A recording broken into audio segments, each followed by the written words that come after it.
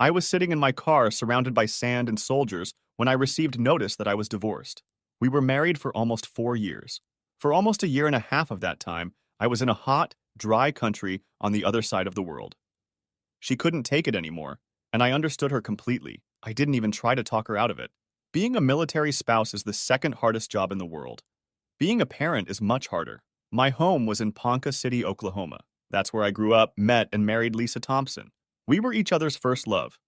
She was the first and only girl I dated through high school and community college. After college, I left for the Army and she went to college and became a nurse. We married after she graduated and were stationed at Fort Belvoir, Virginia. We had been there a little over a year when I received orders to go overseas. Lisa decided to return home to Ponca City rather than stay at Belvoir.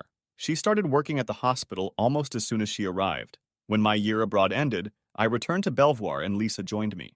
We had a wonderful 13 months together before I received orders to return overseas. Lisa returned to Ponca City again. Neither of us were happy about this second separation, but we realized it was due to military service. I had been in the country for about 6 months when I received a letter from Lisa informing me that she could no longer tolerate the separation. I married you to be with you every day and every night. We have been married almost 4 years, and for more than a quarter of that time, you have been half a world away. I can't live like this. Please understand that I love you, but this loneliness is driving me crazy. In this letter, I enclose the divorce papers. If you love me, if you care about my happiness, please sign them. I wrote her a long letter expressing my sadness that she feels the way she does, but that I totally understand her. I told her that I wanted her to be happy, and if divorcing me would do that, then so be it. I told her I love her and signed the papers. A few months after receiving the divorce notice, I returned to the States and was serving in Washington, D.C. at the Pentagon, which was practically next door to Fort Belvoir. She was still stationed in Ponca City, and I assumed she was working at the hospital. I was tempted to call her, but decided against it. Why open old wounds? I asked myself.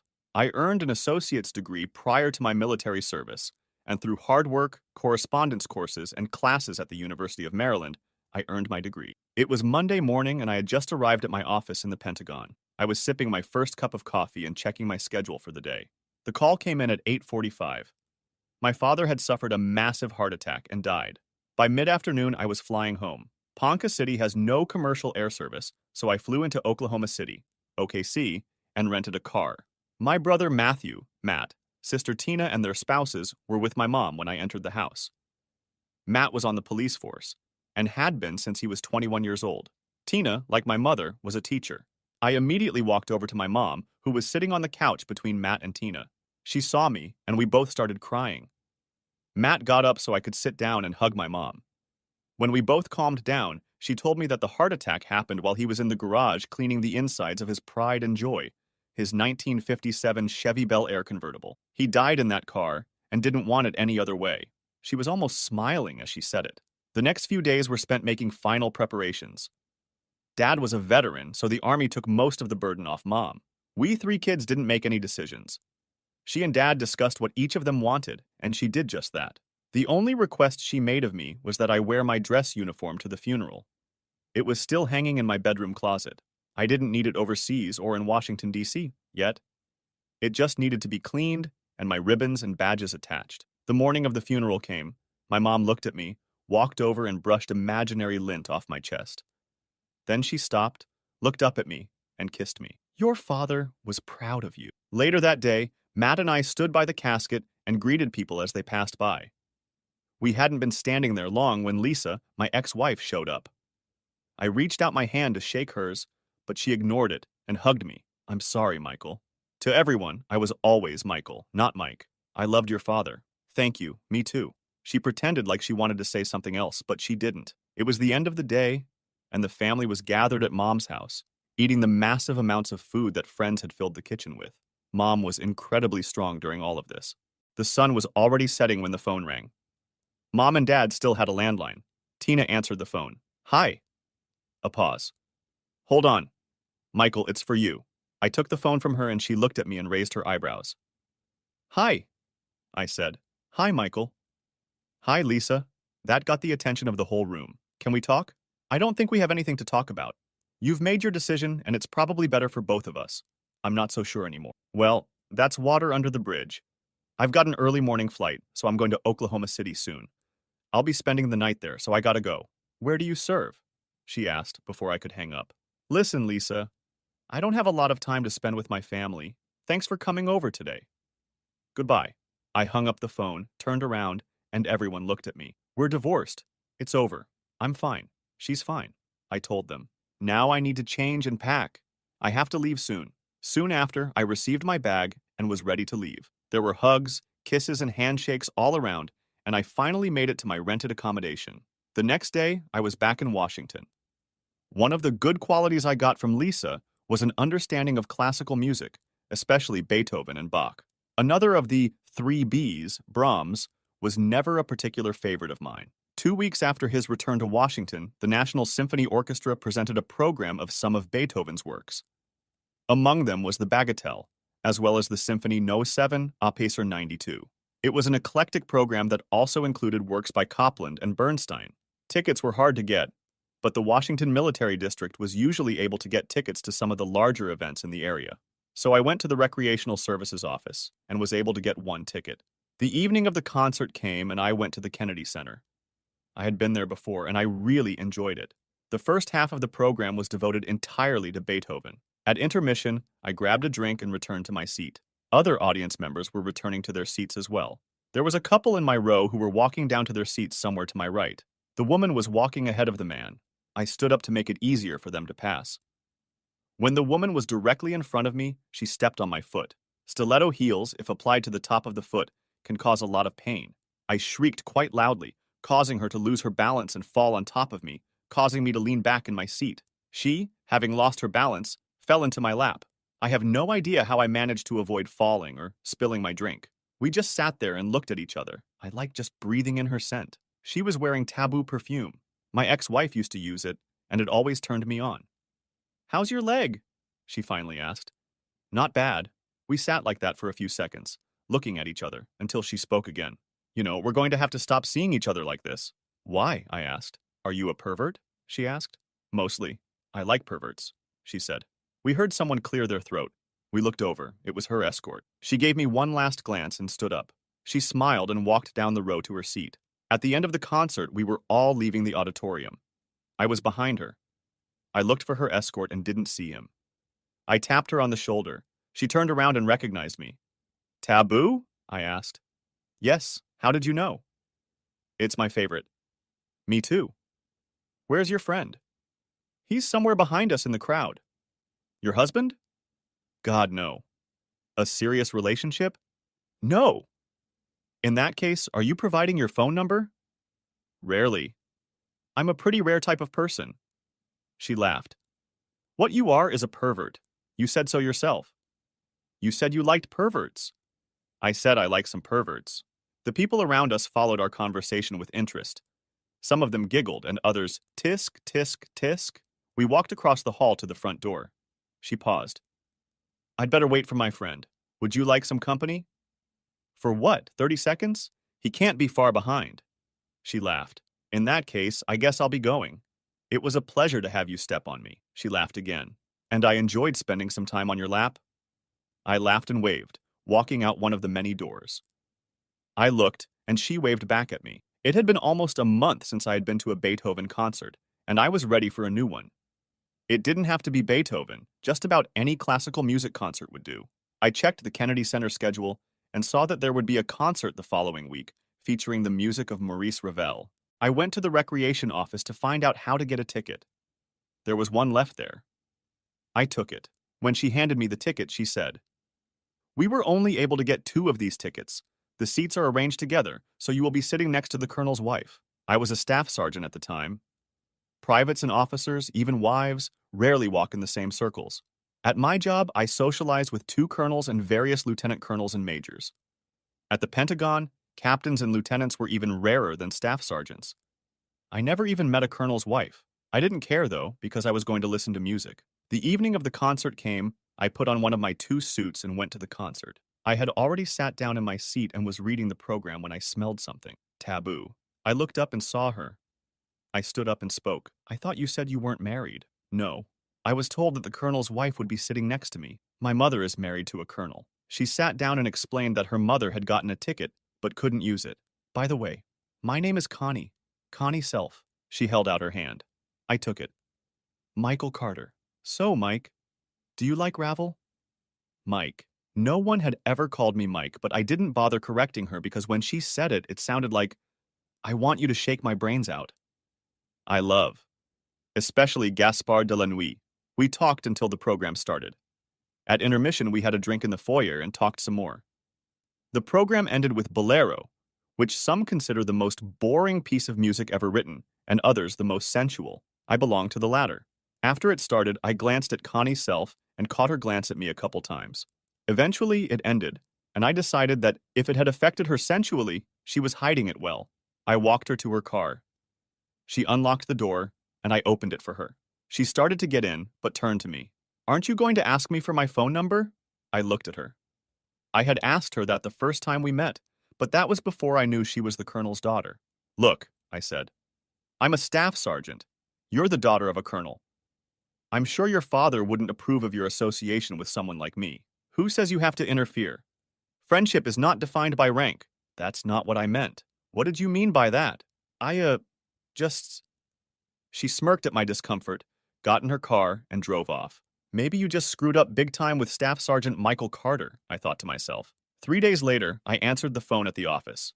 Special Operations Division, Sergeant Carter. What can I do for you?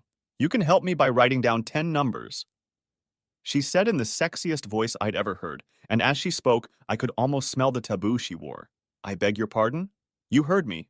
Now write them down. She began to recite them, and I dutifully wrote them down. Now repeat them, she said. I repeated. Good boy. Now do you know what to do with them? I think I have an idea. Another good boy for you. Keep it up and you might get a gold star. Yes, ma'am. Don't wait too long. She hung up. My first thought was how she got my number. But then I realized that her father, like 30,000 others who worked at the Pentagon, had a Pentagon phone book. In the evening, I called the numbers listed. But there was no answer, so I left a voicemail. The next night, she called me. You weren't kidding, she said. You told me not to wait too long. She laughed. We talked. Same thing the next night, and the next, and the next. One night, however, was different. Are you ever going to do it? She asked. Do what? Ask me out. I'd love to, but no buts, damn it. Either you want to or you don't. Which is it? I want to. Then do it, okay? Would you like to have dinner with me? Sure. When? Tomorrow night? Great. What time? 7? 7, that's right. And she gave me her address. She lived in a 2-room apartment. As she showed me around, she seemed particularly proud of her shoe collection. There were very few clothes in the guest bedroom closet. The rest of the closet was filled with shelves. On those shelves were shoes. Hundreds of shoes, and she took great pride in showing them to me. I was glad she wasn't living with her parents. I still wondered how they would react to her dating a soldier. We dated for 2 months before we had sex. In fact, it was the same night I met her parents. She invited me to have dinner with them. She noticed my hesitation. Come on, Mike, they won't eat you. They're normal parents. Curious, of course, because I've never invited anyone over to their house for dinner. Do they know I'm enlisted? I spent most of the next 3 days with Ruth. Lisa stopped by a few times. She and Ruth talked about boys and how they would react to her scar when she put on her swimsuit. It's a very small scar, Lisa told her. Besides, when they see how pretty you are, they won't even notice it, Ruth glowered. The first Saturday after Ruth's release, my phone rang. I looked at the number, but didn't recognize it and didn't answer. However, the caller had left a message. Hi, this is Lisa. I hope Ruth is still okay. It seems like the time spent in the hospital is always worse for the kids. There was a pause. Can I talk to you, please? There's so much I've wanted to tell you over the years, but I've never had the chance. Please, Michael. I listened to that message at least 5 times before I called her. Hi, she replied. Hi, it's Michael. Hi. You wanted to talk? Not over the phone, in person. Okay. Mom's taking the kids to the lake tomorrow. Why don't you stop by my house around 10:30 a.m.? Or do you have to go to work? No, tomorrow will be fine. Where do you live? I gave her the address. Are you still drinking coffee? There is, but now decaf. Me too. She showed up at exactly 10:30, but she was always punctual. The coffee was already on the table when I opened the door for her. I thought she wanted to hug me, but she changed her mind. I showed her where to sit. She sat down, took a sip of coffee, and began.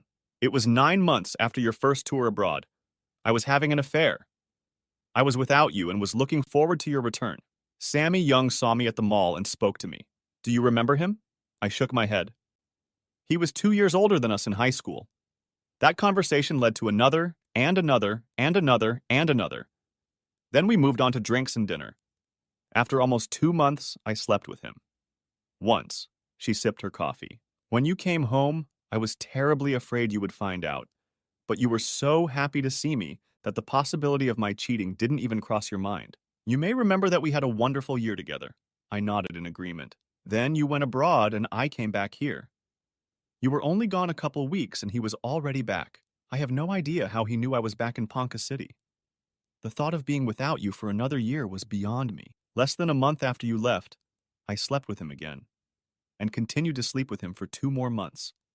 Then I found out I was pregnant, so I asked you for a divorce. I told him, and he left for parts unknown. I've seen him around town ever since, but we never talk. After I filed for divorce, I lost the baby. I almost canceled the papers, but I felt so guilty that I didn't. I tried to tell you what I did when you came home from my father's funeral, but you wouldn't let me. Cheating on you is the worst thing I've ever done in my life, and I regret it every day. I was selfish and greedy, and I can't find an excuse for it. I loved you when we were young. I loved you when I married you. And I loved you when I divorced you. All these years I have tried to avoid your family because I was ashamed. We occasionally bump into each other. But nothing more than that. 2 years after our divorce, I met a man in the hospital.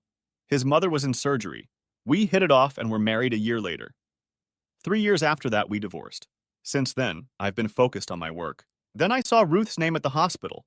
Like I said, I've been avoiding your family, but I figured if she needed anything, I could get it for her.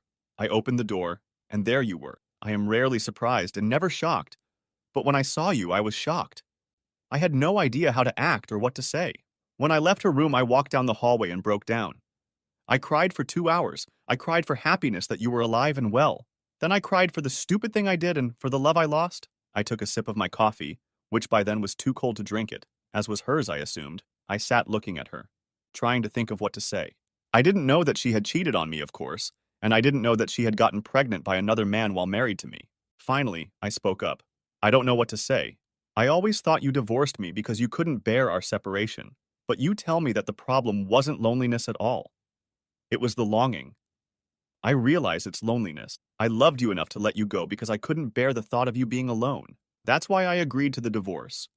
But cheating is hard for me to accept even after all these years. The thought of you having sex with some man while married to me is something I can't easily come to terms with. I loved you enough to let you go, and while I was crying over losing you, you had another man's baby inside you. I stood up, reached out, and took her cup and went into the kitchen. I think you'd better leave, I said as I walked. Michael, please. Goodbye. She slowly stood up, walked to the door, opened it, and turned to me. Michael, Goodbye. Why in God's name did she have to tell me that? Does it matter after all these years? And why should it have such an effect on me? At first I was angry, and then I became enraged. For 2 weeks I stewed over what she had told me. Then common sense took over. Why should it matter? We had been divorced for several years now, and I no longer had any feelings for her. The end of the school year was approaching, and it was a busy time for me, so Lisa took a back seat. Big Jake asked if the kids could come visit him for part of the summer. I replied that yes, of course. 3 days after graduation, he flew in. We met him at the airport in OKC, and the children flew back with him. Their visit was to last 2 weeks. That was all Big Jake thought he could handle. I hadn't had much of a social life since Connie's death, and 3 years was a long time. Sure, a couple of women had come along in that time, but I still missed Connie. My brother and sister tried to set me up with women, but it didn't work out. I mean, there was no spark, no connection. My brother was by then deputy chief of police. One day he came to my house. I had just finished mowing the lawn and was sitting on the porch with a glass of iced tea. He came inside, poured himself a glass, then came out and sat down with me. We chatted for a few minutes before the real reason for his visit became clear. I shouldn't be telling you this, but since it's a matter of public record, I guess I can. We've arrested Lisa 3 times in the last few weeks for appearing in a public place while intoxicated. Each time my officers tried to bring her into the station, she slapped them and told them to get their hands off her, that she belonged to Michael Carter. The first time she said it, the officer thought it was funny, and he told me.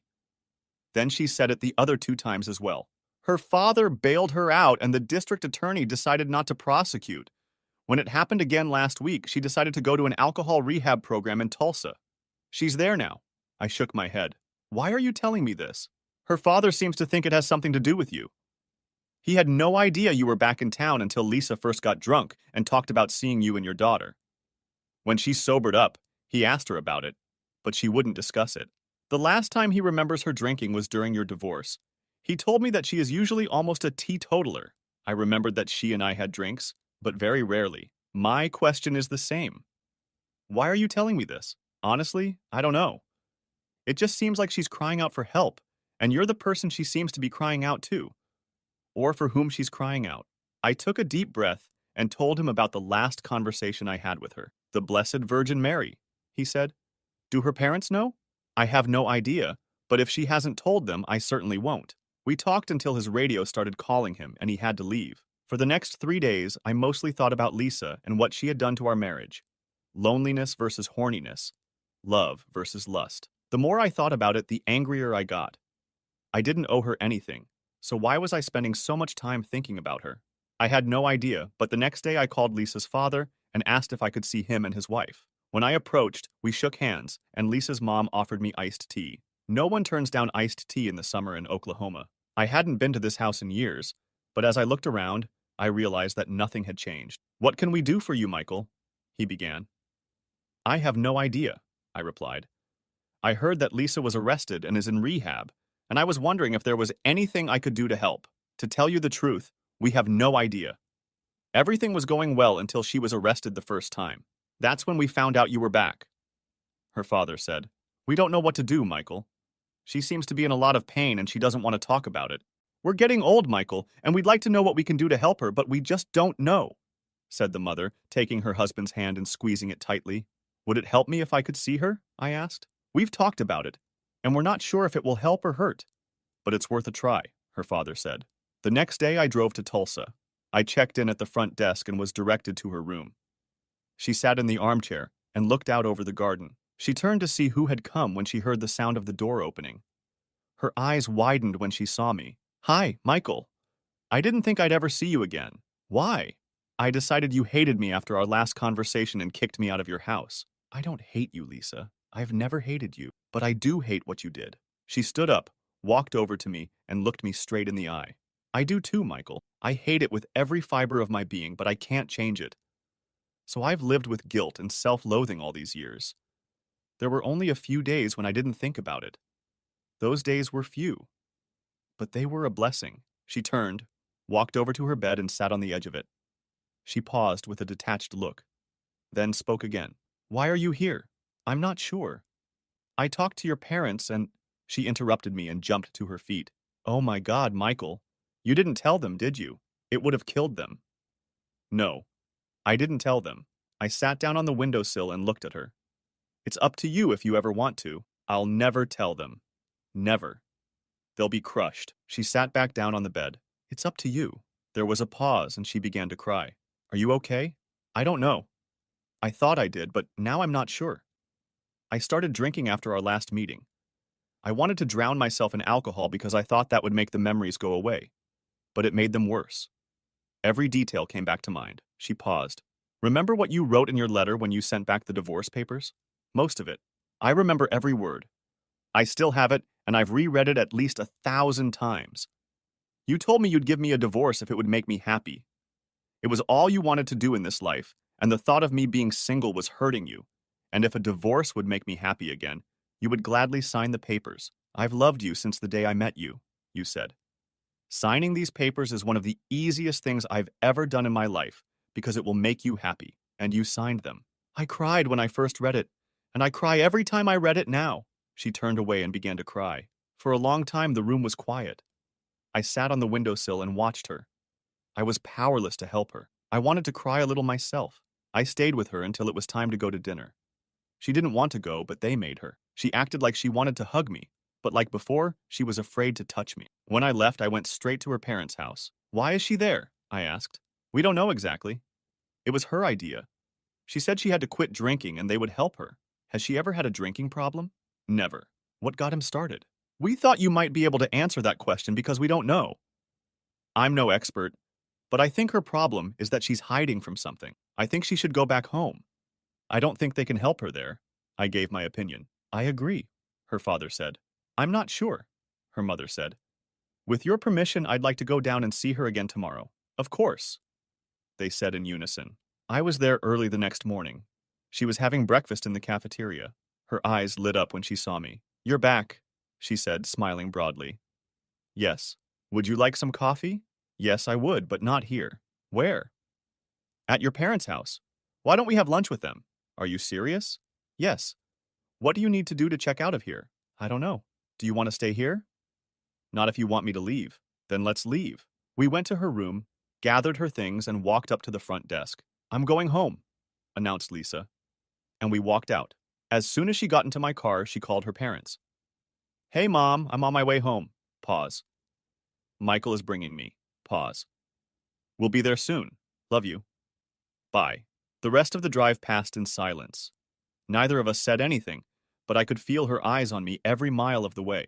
It was like she was trying to memorize me in case I disappeared.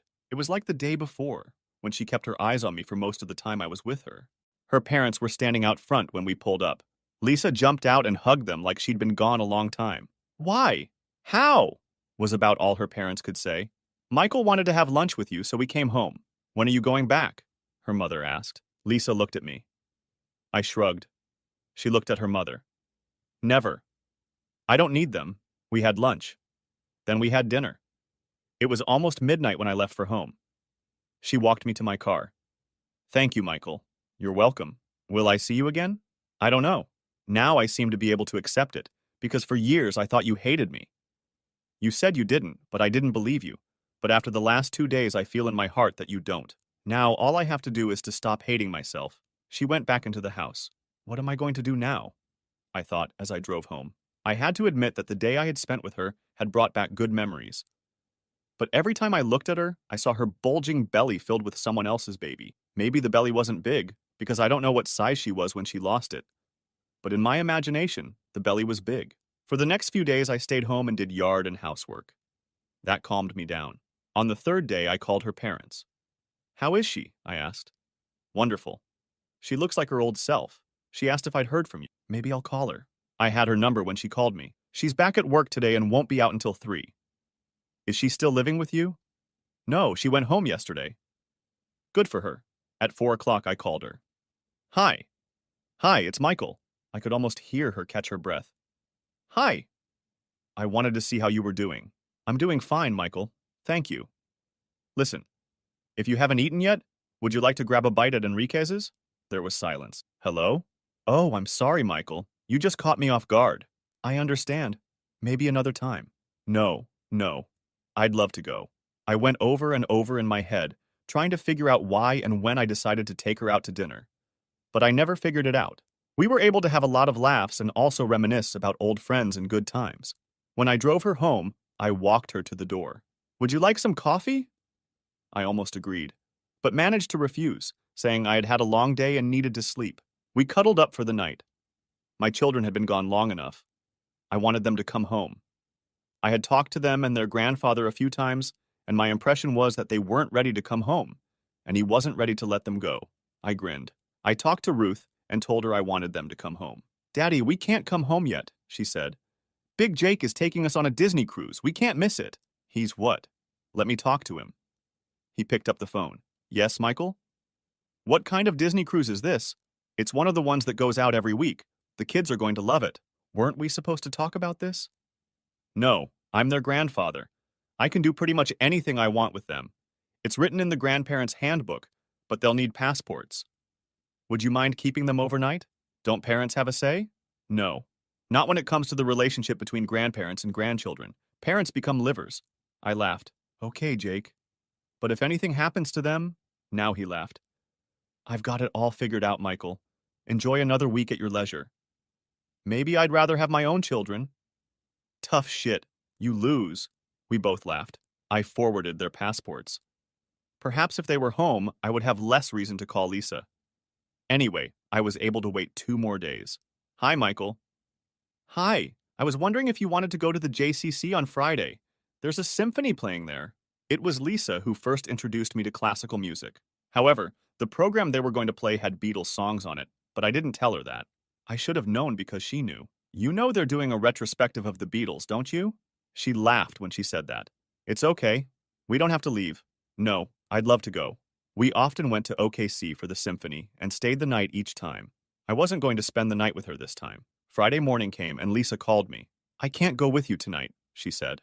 I was tempted to ask her why, but I didn't. I figured she might give me the reason herself, but she didn't. But thank you for asking. It means a lot. Maybe some other time, I said. I hope so. Perhaps she has gotten used to me being around and forgiving her. Perhaps she has finally begun to forgive herself and is returning to the life she had before I came back. For the next 2 weeks, Lisa and I didn't talk at all. Finally, my kids were coming home.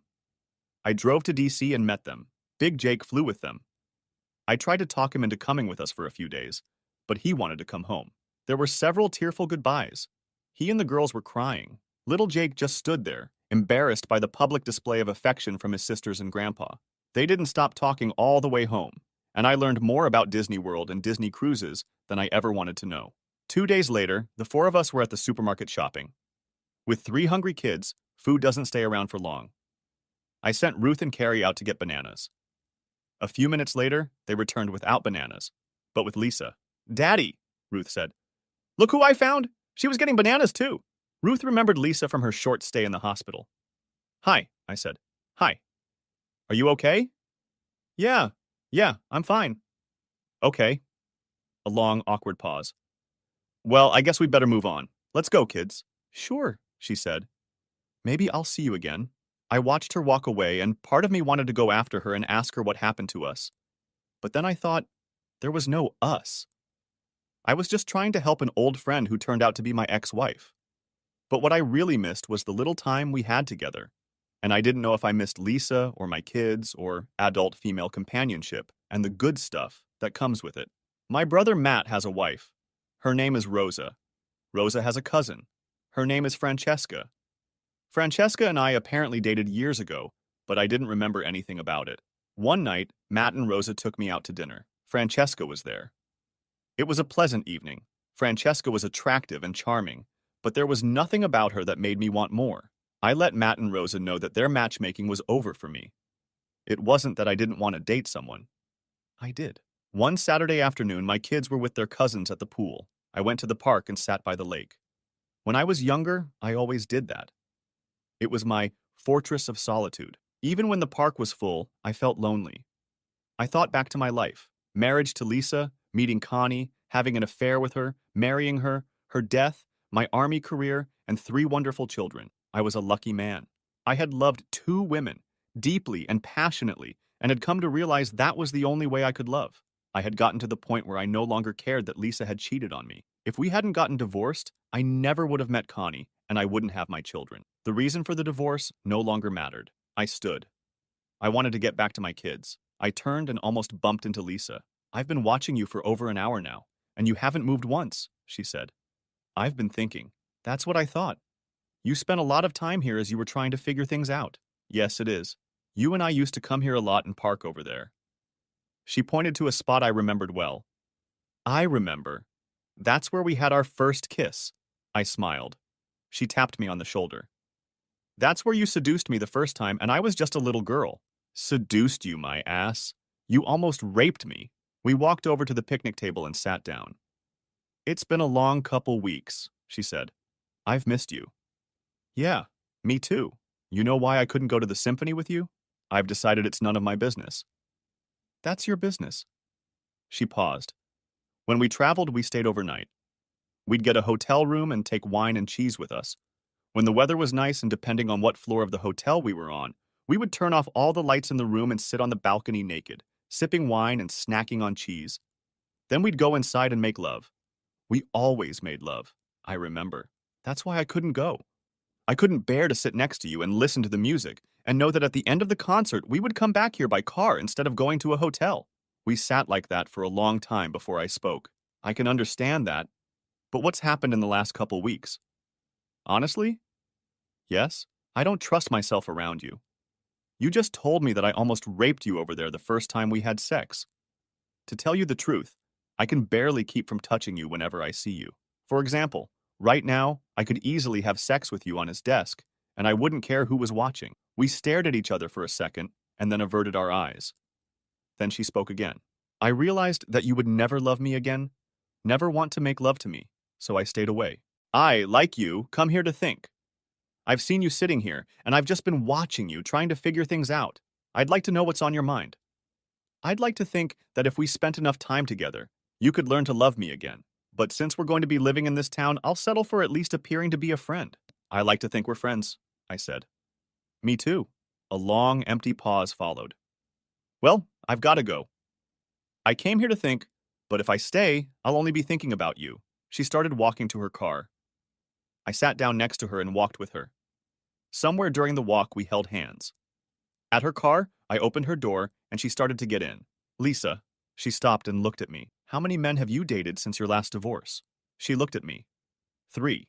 You slept with them? One of them. 2 times. She got in her car and drove away. I watched her go. I have no idea why I asked her that. It was none of my business and had absolutely nothing to do with anything. I drove home. It was the following Saturday. My kids were swimming with their cousins again. I was on the corner of 14th and Grand when someone ran a red light and hit me. I woke up in the hospital. My left arm was in a bandage. I looked at my mom, brother, and sister who were looking at me. My mom leaned over to kiss my cheek. She took my hand in hers. How are you feeling? It's like I got hit by a truck, my brother laughed. Actually, that's what happened. The truck and driver were on drugs. We put him in jail, my mom said. The doctor says you're going to be fine. You've got some bumps and bruises. And of course, a dislocated shoulder. But all in all, it could have been a lot worse. Later, my kids came to visit me. The girls were crying, and Jake was fascinated by all the tubes and wires. The girls held my hands, and Jake wanted to know why there was a bag of urine hanging on my bed. I tried to explain what a catheter was, but he didn't quite get it. Ruth, being the oldest, understood, but she wrinkled her nose and made funny noises as I explained it to him. It was late in the evening, and I talked everyone into leaving because I wanted to be alone. I was tired of the company. Dinner that night consisted of a cheeseburger and fries. By the time they got to my room, both dishes were already cold. I was hungry, so I ate everything, even though it was cold. They gave me enough pain pills to really feel no pain. I was watching TV when I saw my door start to slowly open. I watched as she walked in and stood by my bed. How are you feeling? I could be worse off. Are you able to get out of bed? I haven't tried. I don't think they want me to. Good. She leaned in and kissed me. A long, slow kiss that plumbed the depths of my soul and told me she really meant it. I've wanted to do this ever since I saw you here with Ruth. You can call the administration and report me if you want, but I did it and I'm glad I did. After I saw you at the lake, I decided I still loved you, and if I was going to get my heart broken, so be it. Then she walked away. I stayed up until 2 in the morning trying to figure out what I thought of that kiss and her statement. I pressed the control button on my combo device, combining TV, nurse call, and bed control, and the top half of my bed lowered to a flat state. I knew I enjoyed her kiss, but I couldn't decide if it was because it was her, or if I was so desperate that any kiss from any woman would have had the same effect. Eventually, I dozed off. When I woke up at 7, my mom was there. We did the usual, "How are you?" routine, after which she sat on the edge of my bed, took my right hand, held it up, and rubbed it. Then she asked, "What's going on with you and Lisa?" "What are you talking about?" I asked, releasing her hand and pushing the button to lift the top half of the bed and return to a sitting position. When I came in, she was sitting in a chair and sleeping, covered with a blanket. Had she been here all night? I don't know. It was already 2 when I went to bed. She wasn't here then. Well, she woke up a minute or 2 later and wished me a good morning. She threw back the blanket and said she was going to go check on your breakfast, and then she left. That was 15 minutes ago. At that moment, the door opened and Lisa walked in with a tray of my breakfast. She set the tray on the small table and positioned it so that the tray was right in front of me. They had scrambled eggs, but I said you like it medium, so they changed it. Do you still like it that way? She took the lid off the plate, and 2 perfect scrambled eggs stared back at me. I also told them you prefer ham over turkey sausage or bacon. She looked at me and smiled. Then she put the napkin on my chest and started cutting the ham and eggs. Then she took a piece of both with my fork and brought the fork to my mouth as if she were feeding me. What are you doing? I'm not helpless. That's pretty much the way it is. Your left hand is in a bind and you're left-handed. You can't support yourself because you'll never be able to use your right hand for anything useful, so just open up like a good boy. I opened my mouth when my mom laughed. I remembered the cold cheeseburger and fries from the night before and didn't remember having any trouble eating, but I decided not to say anything. Oh, I'm sorry, Mrs. Carter. Would you like to do that? Still laughing, Mom said. No, dear, you're doing fine. I did my part when he was little. He's still little, said Lisa, wiping my mouth with a napkin. I ate everything on the tray and couldn't take my eyes off her. She let me drink my coffee alone. When I was done, she wiped my mouth again with a napkin and then kissed me again. When she left, Mom said, Michael, you have a woman in love on your hands. What are you going to do about it? I have no idea, I said, looking at the closed door.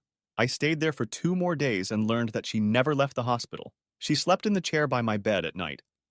If something was bothering me, she wouldn't let anyone else do it. The only person allowed to feed me was Ruth, who thought it was cool. Carrie did too. Jake found it funny. On the morning of my release day, she rolled me up to the exit where my brother was waiting to take me home. Call me if you need anything. She leaned in and kissed me again. This is getting to be a habit, I thought, as Matt pulled away from me. I looked up at him and a smirk appeared on his face. Not a word, I said. Not a word. He didn't say anything, but the smirk didn't go away. The first night home, I called her. I was hoping you'd call, she said. Thank you for your help at the hospital. Could you come over and help Ruth and Carrie make dinner? They want to, but they need a little help. She was there in 20 minutes, and I could hear her and the girls laughing as they made dinner. Jake didn't usually come into the kitchen, except to get something out of the refrigerator, but soon I heard him laughing with the others. At my children's insistence, she stayed and ate with us. After dinner, the girls volunteered to clean up for the first time ever. Lisa came into the living room to chat while the girls cleaned. Jake wasn't going to help his sisters. The girls finished and all 3 kids went to their rooms, saying goodnight and hugging us. Even little Jake gave Lisa a hug. Lisa and I talked. The kids showered and went to bed. Lisa and I were still talking. It was getting close to midnight, and I was starting to get tired. Do you want to go to bed? She asked. A little. If you need help taking a shower, I'm willing to help. She smiled. Not in the shower, silly. I can wrap your sling so it doesn't get wet. I don't need a bandage. I'm not helpless, said I. All right, she said. I'll go home. She got up, grabbed her purse, walked over and kissed me goodnight. Staying awake and thinking had become a habit I didn't like, and this night was no exception. One of the things that kept my brain busy was that something about Lisa wasn't right. It wasn't until 2 days later that I realized what it was. She didn't smell at all like I remembered. In fact, all she smelled like was soap. Very nice soap, but still soap. And never any perfume. That's it. No taboo. Over the next few weeks, Lisa came to my house at least 4 times a week. The children got used to her cooking dinner and eating with us. I liked it too.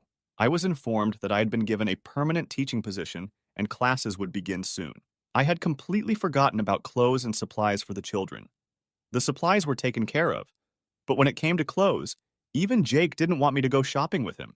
One morning we were discussing it at home and Ruth said, Lisa knows more than you do, Dad. She can help us. Maybe she's not free. Call her. I put it on speakerphone. Her cell phone rang. Hi, Michael. Hey, I've got a mutiny on my hands. Mutiny? Yes. It's time to buy school clothes, and my 3 ragamuffins aren't sure of my choices. They agreed amicably. Lisa laughed. That's because you're not supposed to pick out girls' clothes. Ruth and Carrie nodded approvingly. So do I, Jake picked up on that. So they want you to come with us. Silence. Then I heard a snort. Really? She asked. Really. If you don't have time, they'll have to deal with me. No, I'll make time. When? Now. They answered unanimously. Did you hear that? I asked. Yes. Yes, it is. I could almost feel her smile. We picked her up and went shopping. It took all day, and I didn't see my kids having more fun.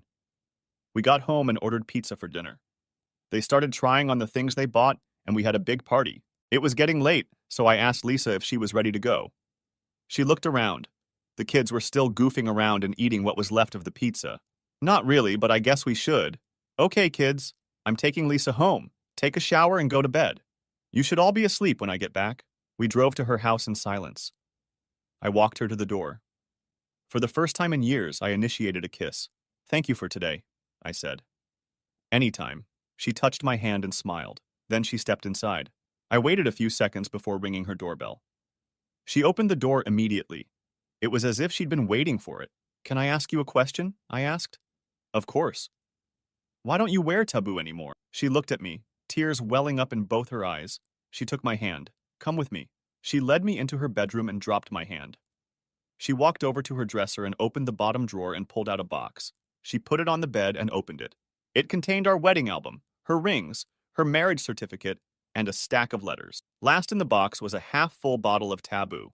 I sealed this bottle the day I asked you for a divorce. It was your perfume and the bottle you bought for me. I haven't used this or any other perfume since. She put the bottle back in the box and put the box away in a drawer. I'll wear them again when you ask me to. I took her hand and walked to the front door. When we reached it, I opened the door and turned to face her. I took both her hands in mine. There's a concert Friday night at the JCC. I'd like you to come with me and wear it. She looked at me. Her eyes got big and she started to cry. I don't remember her ever crying so hard. I didn't know anyone could have so many tears in them. She couldn't stop, so I went back into the house, closed the door, and hugged her. It took her a long time to stop. When she stopped, she reached into the back right pocket of her pants and pulled out a handkerchief, which she must have remembered I always had. She stood and wiped her eyes. Really? She asked. Seriously? You're not kidding? I'm not kidding. Should I take an overnight bag? She asked the question in a way that almost begged me to say yes. I smiled. Just a toothbrush? You won't need clothes. She swooped down on me and sealed me into her front door. Friday afternoon, I stopped by to pick her up. She was beautiful, and she was wearing Taboo clothes. The trip was peaceful. The symphony was, well, I don't know what it was because I wasn't paying attention to it. I was just looking at Lisa, who was looking at me. About 20 minutes into the program, she leaned over to us and whispered, "You know, we don't have to listen to all of this." I whispered back, "I know, but the anticipation makes it even more exciting. I'm tired of the anticipation. I want to make love to you." "My panties have been wet since we left the house," came from the row behind us. "Get a room," boomed from the row in front of us. Good idea. I stood up, took her hand, and we walked toward the exit. 30 minutes later, we were in our room. I was shaking. She was shaking. It seemed like the whole room was shaking. I went over to her and put my arms around her. "Would you like some champagne?" I asked softly in her ear. "No. All I need is you. We had good sex." Finally, dinner was over. "I have to go," Lisa said. "I'll walk you to your car," I said. I tried to take her hand as we walked to her car, but she pulled away from me. I opened the door in front of her, and she turned to face me. I thought it was me. But it wasn't me. It was her. You didn't want me. You wanted her back. That's why you asked me about the perfume. You just wanted a piece of her back. That's not true. Of course No, I adore that perfume, but you were the first to try it. For that matter, I probably liked it because of you." She got into her car and drove off. A whole month went by and she wouldn't let me talk to her. She blocked my number, and a couple times when I went to her house to try to talk, she wouldn't open the door. One time, I saw her at the mall, but she had gone the other way. The kids couldn't understand it, and I couldn't explain it no matter how hard I tried. One Saturday night, the kids and I went to the movies. It was some girly movie that Ruth and Carrie wanted to see, but Jake and I were afraid to. The movie hadn't started yet, and the lights were on in the auditorium. "Isn't that Lisa?" asked Carrie. I looked over and she was walking down the aisle to her seat. She was followed by a man who sat down next to her. "Yes, it is," I said. "Can we go say hello?" she asked. "I don't think so, honey." The lights went out and the movie started. Whenever the light from the movie got bright enough, I looked over to where she was sitting. One day, I saw them taking turns sucking through the same straw in the drink glass. When the movie was over, we walked out. The girls gasped in delight, and Jake pointed his finger at his mouth and made gagging noises. In the hallway, Lisa and her companion spotted us. She came up and said hello to the children. She did not introduce her companion or speak to me. As they were leaving, I heard him ask who we were. "This is my ex and his family," she told him. Life went on. Christmas vacation had just begun, and I was trying to finish my Christmas shopping. My mom, my brother and his family, and my sister and her family were all taken care of. But I still wanted to do more for my kids, so I walked around the mall. I found myself in the only men's store in the mall. There were several stores for women, but only one for men. I looked at the suits because mine were old and a little worn. The salesman walked around me. I didn't need anyone for that, but I didn't bother stopping her. After I saw everything I wanted, I thanked her and started to leave. Lisa was standing by the big open door as I was leaving. I started to just walk around her, but she spoke. "Found something you like? Why do you care?" I kept walking. She was close enough to me that I realized she wasn't wearing taboo. "Do you want to talk?" she asked. "I don't think we have anything to discuss," I said, continuing to walk. "You said enough when you accused me of not wanting you, but wanting Connie back. If you want to talk, you can talk to your boyfriend. He's just a friend. A good friend, apparently. Good enough to share a straw with him." She was still a step or two behind me, but she caught up and grabbed my arm. "What are you talking about?" I pulled away and kept walking. "I saw you in a movie using the same straw to drink your drink. He dropped his glass and we shared mine. What's wrong with that? Casual friends don't do that sort of thing. That's what close friends or lovers do." She stopped walking. "I haven't." "What are you saying?" "You heard every word I said. You're smart. You understand English." I continued walking. She hurried to catch up with me. "You're accusing me of—" I stopped and turned to look at her. "Are you having sex with him?" "What?"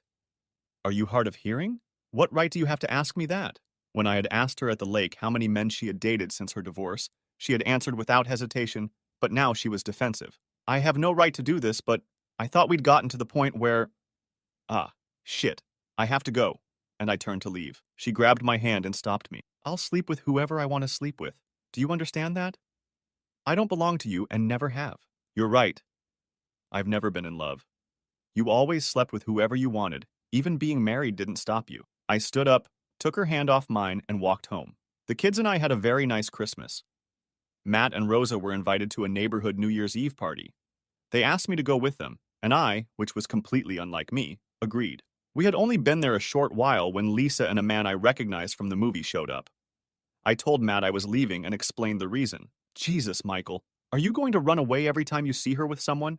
Grow some balls, boy, and get back in the game." It was the best advice I ever received, and I followed it. I grabbed a beer and started walking in a circle. Eventually, I found myself in a small group, and we were joined by Lisa, who appeared to know most of them. They had no idea that Lisa and I had a history, and we didn't let on in any way that we knew each other. "How's Timmy?"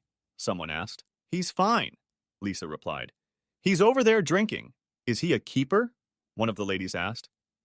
I didn't look at her directly, but I felt her looking at me, so I turned around. Our eyes were locked on each other when she replied.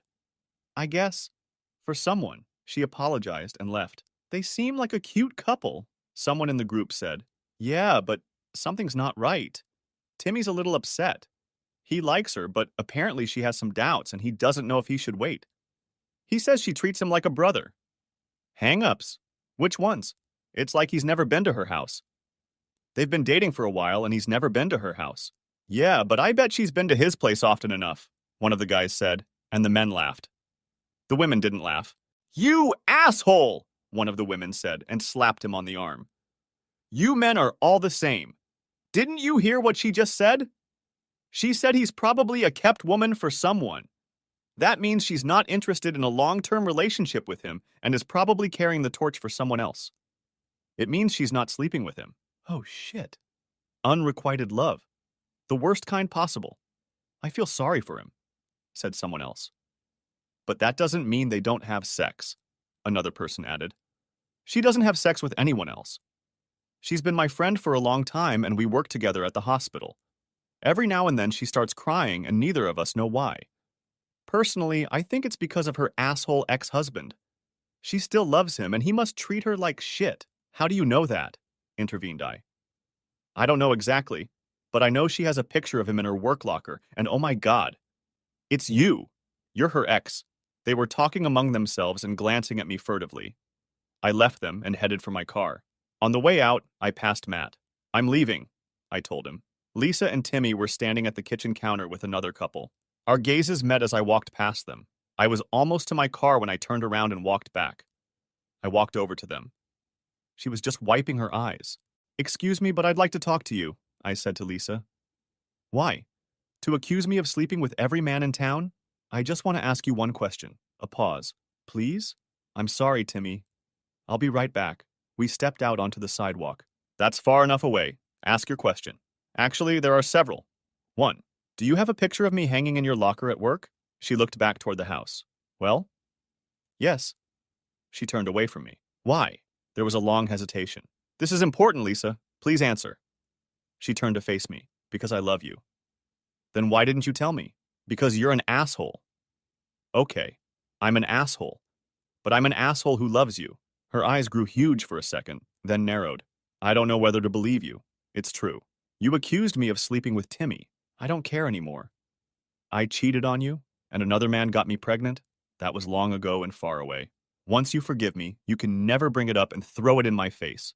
I've already forgiven you. There, on the street, she pounced on me, just as she had at home. We hugged and kissed. Two cars drove by and honked their horns. She placed her hands on the sides of my face. The last man I slept with besides you was the one I told you about at the lake, one of the 3 men I've dated since my divorce. Timmy and I are friends. Nothing more than that. He wants more, but I can't, and never have been able to. We started walking back to the party. Timmy was standing in the doorway. We walked over to him. I'm sorry, Timmy, she said. I understand.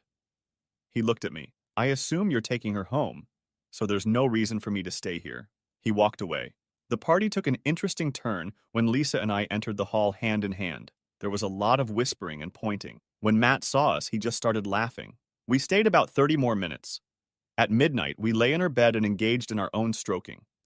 She became an almost regular guest at our house, but she never slept over, and I never slept over at her house. Except, of course, on weekends when the kids stayed overnight at one of their cousins' houses. Depending on what shift she worked, Lisa and the girls often cooked dinner, and on those nights, Lisa usually stayed up until midnight. She worked nights, and one morning after her shift, I picked her up from work and brought her to my house. It was Saturday morning, and the girls had made breakfast for us. After the 5 of us ate, Lisa and I did the dishes. She stayed up for another couple hours. I could see how tired she was, so I took her to her room and told her to get a few hours of sleep. I closed the door and turned to go back into the living room. Ruth was standing there. Do you love Lisa? She asked. What do you want, Nosy? Answer my question, Dad. Okay. Yes, I want to. Bigger than Mom? Oh God, no, honey. That's a different kind of love. How is it different? Let me try to explain this. I paused, took a deep breath, took her hand, and walked down the hallway to the living room, talking as I went. Do you love your brother? Of course. How about your sister? Don't be silly, Dad. Of course I do. What about me? What about your grandfather? What's your point, Dad? I mean, we can love different people, and that love takes different forms. But that doesn't mean we love one person more than another. It just means we love them in different ways. Do you understand? I guess so. Being an adult sucks so much, doesn't it? Only if you let me. I laughed. Lisa slept until noon and then spent the rest of the day with us. Late in the afternoon, I drove her to the hospital so she could get her car and drive home. The next morning, I heard Ruth and Carrie talking before breakfast, but I couldn't make out the words.